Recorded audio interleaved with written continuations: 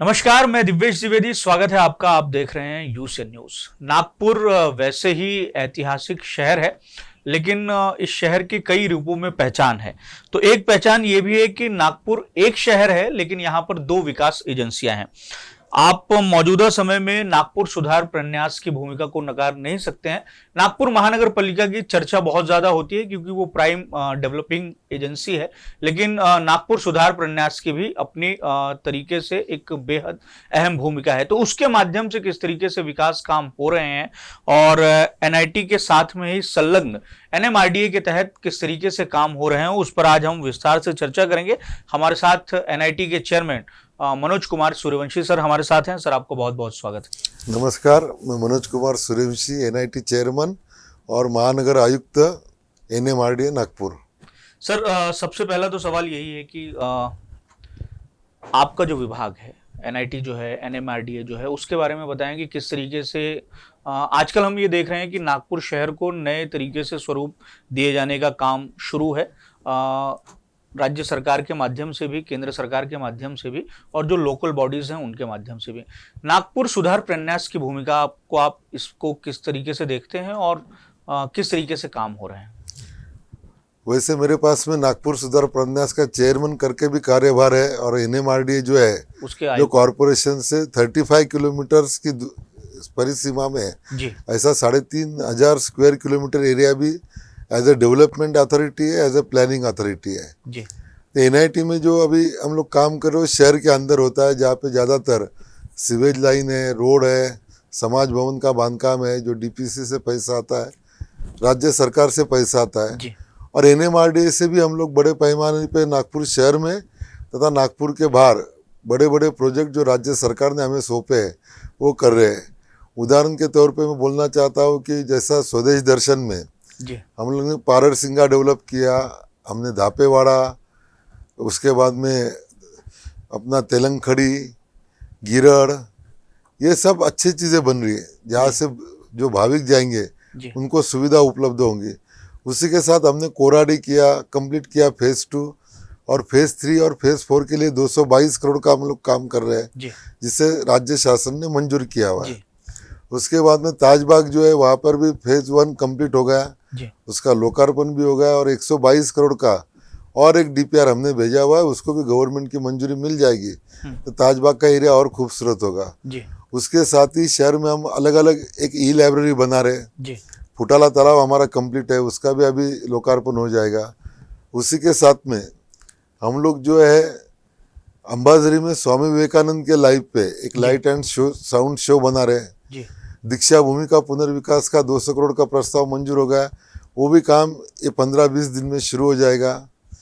उसी के साथ में एक नया प्रोजेक्ट हम लेके आ रहे हैं जो धनतोली में बनेगा, वर्धा रोड पे, जी, जहाँ पे 5 एकड़ जगह पे हम लोग शिव सृष्टि बना रहे हैं। जी, शिव सृष्टि में हम लोग शिवाजी महाराज के जो 14 किले हैं जी, वो 14 फोर्ट का रेप्लिका बनाएंगे। उसके पीछे एक इलेक्ट्रॉनिक स्क्रीन रहेगा, वो स्क्रीन पे वो फोर्ट की या उस किले की पूरी हिस्ट्री दिखेगी। जी, उसके साथ में भी शिवाजी महाराज के लाइव पे जो 8-10 प्रसंग है वो हम लोग लाइव वहाँ पे खड़े करेंगे और एक अच्छा अम्यूजमेंट पार्क भी होगा और उससे शिवाजी महाराज के बारे में सब मालूमात भी लोगों को मिलेगी। जी, इसी के साथ में हम लोग वारकरी भवन का भी गवर्नमेंट को प्रस्ताव भेजा हुआ है, जी, उसको भी मंजूरी मिल जाएगी।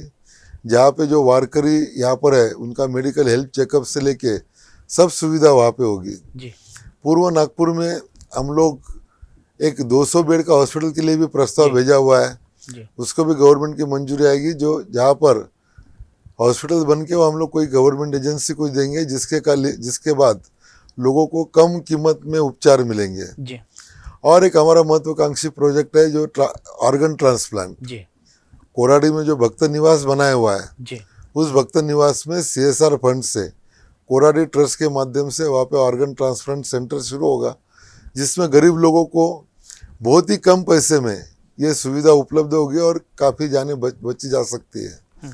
इसके साथ ही हम एनएमआरडीए का अपना खुद का फायर स्टेशन शुरू कर रहे हैं। जी, पहला फायर स्टेशन जो वर्धा रोड पे लगभग पूरा होने के लिए आया हुआ है और उसका लोकार्पण होके एक अपना एनएमआरडीए का पहला फायर स्टेशन लोगों के सेवा में आ जाएगा। जी, उसी के साथ में एनएमआरडीए एरिया में प्लॉट काफ़ी धड़ल्ले से बेचे जा रहे हैं, जी लोग लेआउट मंजूर करवा रहे हैं।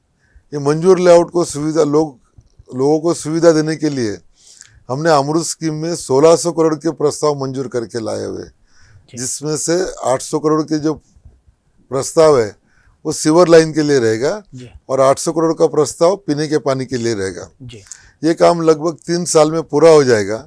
3 साल में जब NMRDA एरिया में, मतलब कॉरपोरेशन के आउटस्कर्ट एरिया में जी जब पीने का पानी और सीवर लाइन का नेटवर्क आ जाएगा, तब लोग अपना घर वहाँ बांध पाएंगे और जगह की कीमत और घर की कीमत कम हो जाएगी।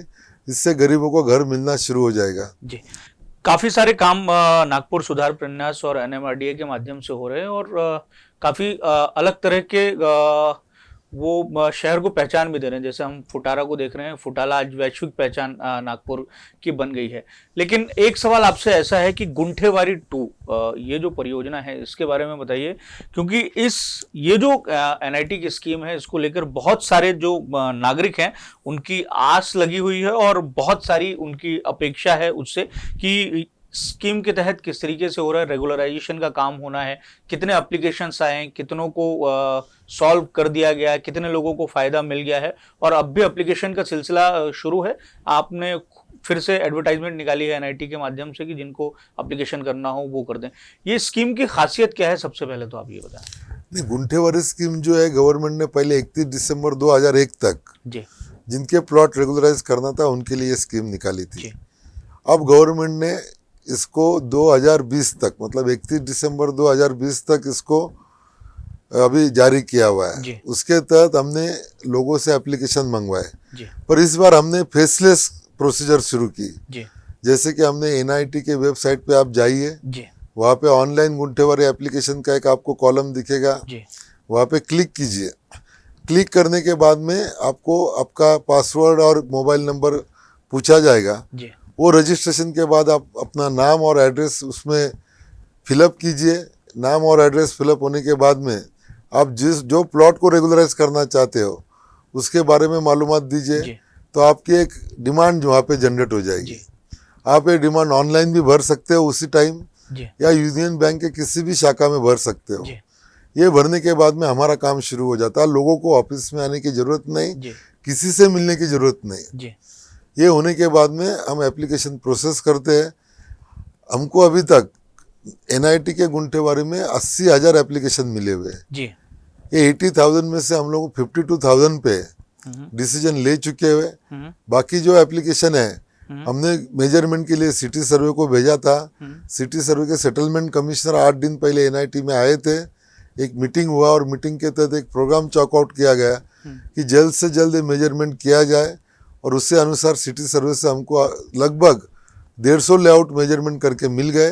जी इन लोगों को RL अभी 1 महीने के अंदर मिल जाएगा। जी इस बार हमने जो ऑनलाइन करने से एक फ़ायदा हुआ कि सब रिकॉर्ड हमारे पास मौजूद है जी और हम लोग सब सीरियली चल रहा, जी तो किसी का फाइल या एप्लीकेशन मिसप्लेस होने का या उस पर ध्यान देने का सवाल नहीं आएगा। जी हर एप्लीकेशन पे डिसीजन लिया जाएगा और आने वाले 2 महीने में ये पूरे 80,000 का एप्लीकेशन का हम लोग पूरा RL दे देंगे, या RL नहीं देने के बारे में उनको डिसीजन बताएंगे।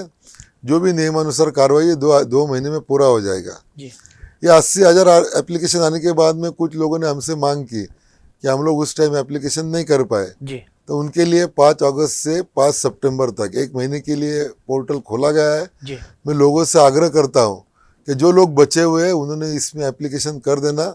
एप्लीकेशन करने के बाद NIT अपनी कार्रवाई करेगी। किसी को मिलने की ज़रूरत नहीं, RL आपको स्पीड पोस्ट से घर में भेजी जाएगी। जी ऐसे ही इसी तरीके से NMRDA रीजन के लिए भी शुरू किया गया है।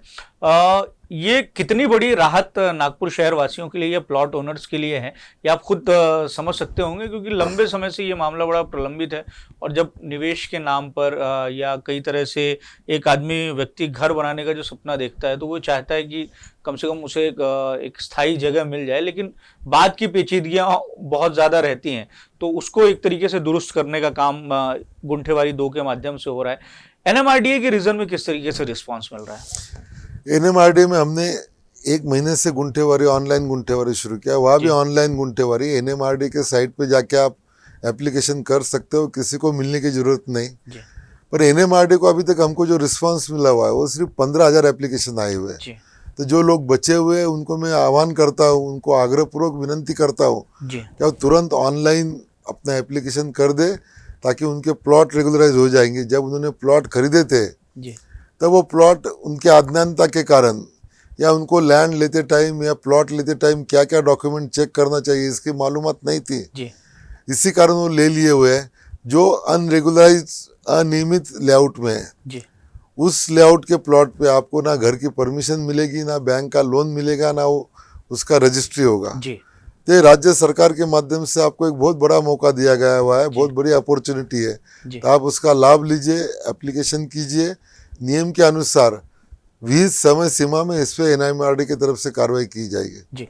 एक और महत्वपूर्ण सवाल है प्ले ग्राउंड्स को लेके, उसके विकास को लेके एक अच्छा निर्णय एनआईटी के माध्यम से हुआ है। लगभग 100 करोड़ रुपए की एक स्कीम आप लोगों ने बनाई है कि उसको विकसित किए जाने को लेकर।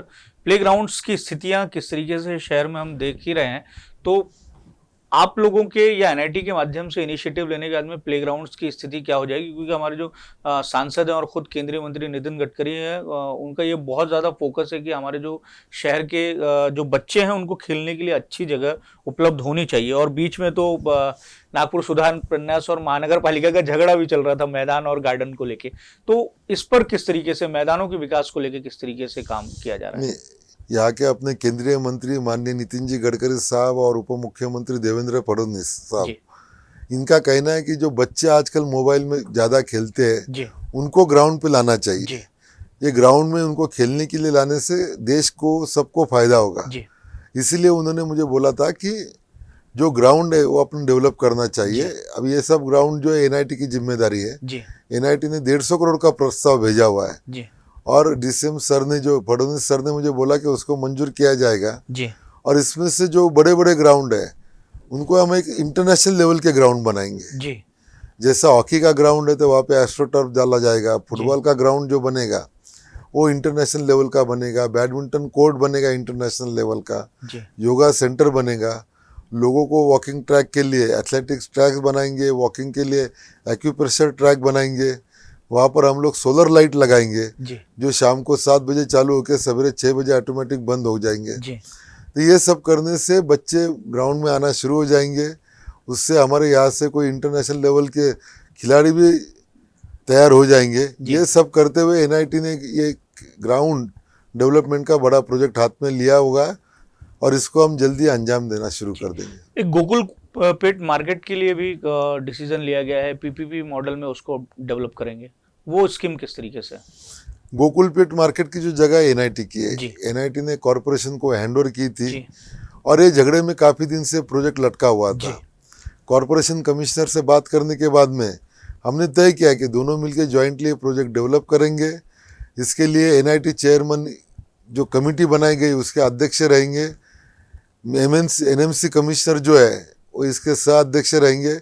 उनके 5 ऑफिसर रहेंगे, हमारे 5 ऑफिसर रहेंगे। जी ये कमेटी ऑलरेडी फॉर्म हो चुकी है। जी उसके बाद में जो भी खर्चा आएगा 50% एनएमसी करेगा, 50% एनआईटी करेगा। जी इसमें जो प्रॉफिट होगा वो भी 50% एनआईटी लेगा, 50% एनएमसी लेगा। जी इसके बाद में इसका जो मॉडल डिसाइड करने का अधिकार है, जी जैसे पीपीपी मॉडल है, अलग अलग जो नीति आयोग ने प्रिस्क्राइब किए हुए मॉडल है, जी वो मॉडल डिसाइड करने का अधिकार भी इस कमेटी को है। जी और इस पूरे प्रोजेक्ट को गवर्नमेंट ने हमारे प्रस्ताव को मान्यता दी गई है। जी ये प्रोजेक्ट अभी काफ़ी आगे निकल चुका है। आर्किटेक्ट की भी हमने अपॉइंटमेंट कर दी है जी और अगले वीक में इसमें मीटिंग होके ये काम जल्द से जल्द शुरू होगा। यहाँ पर ना केवल मॉल बनेंगे, जी यहाँ पर वेस्ट हाईकोर्ट रोड वगैरह उस एरिया के सब पार्किंग जी समा जाए, इतना बड़ा पार्किंग करेंगे ताकि रोड वहाँ पे खुले हो जाएंगे। जी तो एक महत्वाकांक्षी प्रोजेक्ट है और आप देखेंगे कि 3-4 महीने में वहाँ पे एक्चुअल में शुरू हो जाएगा। जी। एक और सामान्य लोगों के लिए बहुत अच्छा इनिशिएटिव है नागपुर सुधार प्रन्यास का। मैं चाहता हूं कि आप उस पर भी बहुत विस्तार से बात करें। जो ऑर्गन ट्रांसप्लांट का जो सेंटर हम एनआईटी के माध्यम से बनाया जाने वाला है, क्योंकि आजकल ट्रांसप्लांटेशन तो वैसे भी बहुत महंगा है और सेंट्रल इंडिया में इस तरीके से गवर्नमेंट का कोई सेंटर मतलब मेरी जानकारी में नहीं हो कि इस तरीके का कोई हो। तो वहाँ किस तरीके से काम होगा और ये सेंटर कब तक शुरू हो जाएगा और किस तरीके से उस हॉस्पिटल को चलाया जाएगा, सेंटर को चलाया जाएगा? ये ऑर्गन ट्रांसप्लांट का जो हमारा प्रोजेक्ट है जी वो एक्चुअली हम लोग कोराडी जो भक्त निवास बनाए वहाँ पर जी है, जी क्योंकि वहाँ पे जो भक्त निवास बना है उसको रिस्पांस कम है क्योंकि जी। लोग नागपुर में रहते हैं। जी तो इसके लिए हमने ये जो भक्त निवास है ये ऑर्गन ट्रांसप्लांट हॉस्पिटल करने के लिए कोराडी ट्रस्ट को हैंड ओवर किया हुआ है। जी वहाँ पे हमारे केंद्रीय मंत्री गडकरी सर, बावनकुळे सर और फडणवीस सर जी CSR के माध्यम से ये प्रोजेक्ट शुरू करेंगे, जी जहाँ पे गरीब लोगों को बहुत ही कम पैसे में जी ये ऑर्गन ट्रांसप्लांट की सुविधा मिलेंगी जी और काफ़ी जाने इससे बचाई जा सकेगी। जी। तो ये मुझे लगता है कि 6 महीने के अंदर ये प्रोजेक्ट भी शुरू हो जाएगा और जल्दी शुरू हो जाएगा और इससे काफी लोगों को फायदा होगा, क्योंकि बराबर आजकल बहुत ज्यादा दिक्कतें हो रही। एक बहुत अच्छा अभी हाल ही में जो आपकी बोर्ड मीटिंग हुई उसमें एक अहम निर्णय लिया गया है वाठोड़ा में एक हॉस्पिटल बनाने के लिए, प्राइवेट मतलब एक हॉस्पिटल बनाने के लिए मंजूरी दी गई है। ये हॉस्पिटल किस तरीके से काम करेगा और कितने बेड का होगा? वाठोड़ा में वहाँ पे NIT की लैंड थी, वहाँ जी पे कुछ लोगों ने इंक्रोचमेंट करके लेआउट बेचे। हमने जी उनके खिलाफ पुलिस कंप्लेंट भी किया, 2 एकड़ का इंक्रोचमेंट खाली किया हुआ है। जी बाकी इंक्रोचमेंट गवर्नमेंट के स्टे के बाद खाली करेंगे, स्टे जी हटाने के बाद। जी वो 2 एकड़ जगह में हम 200 बेड का 176 करोड़ का हॉस्पिटल बना रहे। जी ये हॉस्पिटल बनाने के बाद में किसी गवर्नमेंट जैसे मेयो हॉस्पिटल है या फिर मेडिकल कॉलेज है या कामगार कल्याण केंद्र का हॉस्पिटल है, उनको चलाने के लिए देंगे। अगर वो नहीं चलाएंगे जी तो बाहर से किसी एजेंसी को अपॉइंट करके उनको ये हॉस्पिटल चलाने के लिए देंगे, और उनको कंडीशन रखेंगे जी कि 25% बेड जो है वो गरीबों के लिए मुफ्त रहे या कम पैसा लेके उनको सेवा देना चाहिए। जी। अब थोड़ा सा ई इनिशिएटिव के बारे में थोड़ा सा आप विस्तार से बता दीजिए कि किस तरीके से उस पर काम हो रहा है और किस तरीके से निर्णय लिए गए हैं।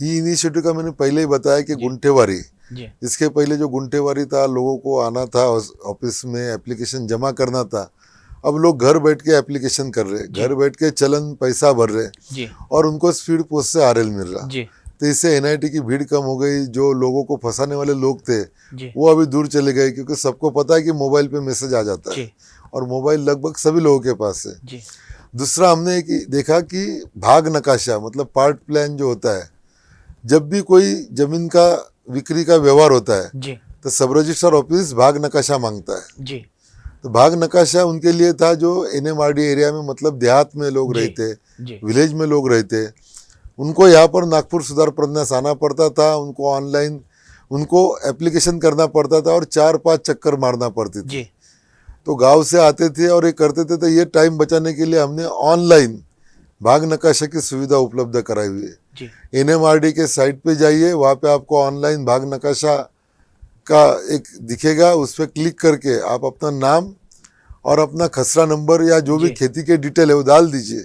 जी वो डालने के बाद में 3 दिन में हम लोग आपको व्हाट्सएप पे या मेल पे जी तुरंत नकाशा भेज देंगे, और 3 दिन के बाद हम स्पीड पोस्ट से आपके घर के एड्रेस पे वो पार्ट प्लान या भाग नकाशा भेज देंगे। तो जी इसके लिए NMRD या NIT ऑफिस आने की किसी को ज़रूरत नहीं, जी किसी को मिलने की ज़रूरत नहीं। 7 दिन में अगर नहीं आता है तो आप चेयरमैन को कंप्लेंट कर सकते हैं, कमिश्नर को कंप्लेंट कर सकते हैं, जी वो स्टाफ पे कड़ी से कड़ी कार्रवाई की जाएगी। जी दूसरा हमारा और एक इनिशिएटिव है जी कि 7 दिन में लीज रिन्यूअल। जी इसके पहले लोगों को 4-4 महीना लीज रिन्यूअल के लिए लगता था। जी अब वो जिस दिन आएगा उसी दिन उसको हम लोग चलन दे देंगे। चलन भरने के बाद उसको तुरंत लेटर भी दे जाएगा कि आप 5 दिन के बाद आके लीज का डॉक्यूमेंट लेके जाइए। 5 दिन में हम लोग उसको टाइप करेंगे। 5वें दिन उसको लीज का डॉक्यूमेंट देने के बाद अगर वो मुद्रांक शुल्क भर देता है जी और हमको लाके देता है तो उसको हम लोग 24 घंटे के अंदर, जी मतलब वर्किंग डे में, सब रजिस्टर ऑफिस का नाम और हमारे कोर्ट एजेंट का नाम देते, वहाँ वो उपस्थित रहे और लीज करवा ले। अगर ये 7 दिन का प्रोसीजर नहीं होता है तो जो इसमें चुकेगा हमारा स्टाफ, उसको हम लोग कड़ी से कड़ी सस्पेंड करने तक कार्रवाई करेंगे, ऐसा उनको बोला गया है। जी तो ये जो हमने पायलट प्रोजेक्ट शुरू किया था उसको बहुत अच्छा रिस्पांस मिला, और सब लोगों को मैं विनंती करता हूँ कि आपकी लीज अगर होगी तो 7 दिन में हम लोग रिन्यूअल कर देंगे। 7 दिन में अगर आपकी लीज रिन्यूअल नहीं किया तो आप चेयरमैन से आके मिलिए, आपका प्रॉब्लम सॉल्व होगा, और उसी के साथ वो जो कर्मचारी इसमें दोषी पाया जाएगा उस पर भी कार्रवाई होगी। जी। अब सर चलते चलते ये बता दीजिए कि आने वाले समय में नागपुर सुधार प्रन्यास के माध्यम से और किस किस तरीके की योजनाओं को देखा जा सकता है, या आपके दिमाग में कुछ अब होगा कि हमें इस प्रोजेक्ट पर काम करना है, या ये प्रोजेक्ट शहर के लिए, जिले के लिए ज़रूरी है? नागपुर सुधार प्रन्यास की ओर से हम लोग एक अभी कॉरपोरेशन के साथ मिलकर एक प्रोजेक्ट बना रहे कि जो बारिश में पानी रुकता है जी वो टेम्पररी काम करके वो स्थिति सुधारने वाली नहीं है। जी क्योंकि 1937 में एनआईटी ने कुछ सीवर लाइन बनाई, उसके बाद कॉरपोरेशन ने बनाई, जी उसके बाद फिर एनआईटी ने जगह जगह बनाई, अलग अलग फंड से बनाई। जी तो इसका तालमेल कुछ है नहीं। जी तो हम लोग अभी पूरा इसका एनएमसी के साथ मिलकर सर्वे करके पूरे नागपुर सिटी में सीवर लाइन किस तरीके से बनाया जाए तो बारिश में यहाँ पे पानी ना रुके जी और लोगों को असुविधा ना हो। जी दूसरा, हम लोग चाहते हैं कि ई लाइब्रेरी ज़्यादा से ज़्यादा बने। जी ई लाइब्रेरी के लिए हम लोग जगह देख रहे, तो ई लाइब्रेरी भी बन जाएगी जो अभी हमने मानेवाड़ा में बनाया या कन्वेंशन सेंटर में बनाया। जी तो वहाँ पे ई लाइब्रेरी को बहुत अच्छा रिस्पॉन्स है, बच्चों को पढ़ने की सुविधा होगी। तो एक ई लाइब्रेरी का हम लोग प्रोजेक्ट कर रहे हैं। दूसरा, हॉस्पिटल बनाने का काफ़ी मेरे दिमाग में है। जी तो हॉस्पिटल बनाने का हमने अभी डीपीआर भी भेजा हुआ है और कुछ जगह आइडेंटिफाई की है जहाँ पे हॉस्पिटल के लिए हम लोग ई ऑक्शन करेंगे। तीसरा, जैसा गोकुलपेट कर रहे हैं वैसा हम आशीर्वाद नगर का मार्केट भी कर रहे हैं। जी आशीर्वाद नगर का भी एक एडवर्टाइजमेंट आ जाएगा जहाँ पे वो लोग हैं उनको भी सेटल किया जाएगा, इसके साथ एक मॉल भी बनेगा वहाँ जी। पे। दूसरा, उत्तर नागपुर में हमने एक वेजिटेबल मार्केट बनाना चाहते हैं, जी उसकी जगह हमने ऑक्शन की, ऑक्शन सक्सेसफुल हुआ, वहाँ भी 2-3 साल में एक वेजिटेबल मार्केट हो जाएगा। जी तो जिसके कारण नॉनवेज वाले और जो बाहर सब करते हैं जी। उनके लिए भी एक मार्केट बनाने की हमारी योजना है। तो वहाँ पे जो भी चिकन हो या मटन हो, इसकी साफ सुथरी सेवा लोगों को मिल पाएगी, साफ सुथरे तरीके से उनको ये मिल पाएगा। तो इस तरीके के मार्केट डेवलप करने का हमारी योजना है। जी सर, नागपुर सुधार प्रन्यास के माध्यम से बहुत सारे काम होते ही हैं। हालांकि चर्चा नागपुर महानगर पालिका की ज़्यादा हो, लेकिन कई जो मूलभूत काम है वो नागपुर सुधार प्रन्यास के माध्यम से भी होते हैं, और प्रत्यक्ष या अप्रत्यक्ष तौर से नागपुर सुधार प्रन्यास भी अपनी सेवा नागरिकों को दे रही है। ऐसे में ज़रूरी है कि वो किस तरीके के काम पर काम कर रहे हैं, ये जानकारी जनता तक भी होनी चाहिए। आप हमारे स्टूडियो में आए और आपने ये जानकारी दी, आपका बहुत बहुत शुक्रिया, बहुत बहुत धन्यवाद। Thank you. यूसेन का मैं धन्यवाद करता हूँ, आपका धन्यवाद करता हूँ कि आपने एनआईटी की योजनाएं, एनआईटी के प्लान लोगों को तक पहुँचाने का मौका दिया। इसके लिए आपको फिर से धन्यवाद। Thank you.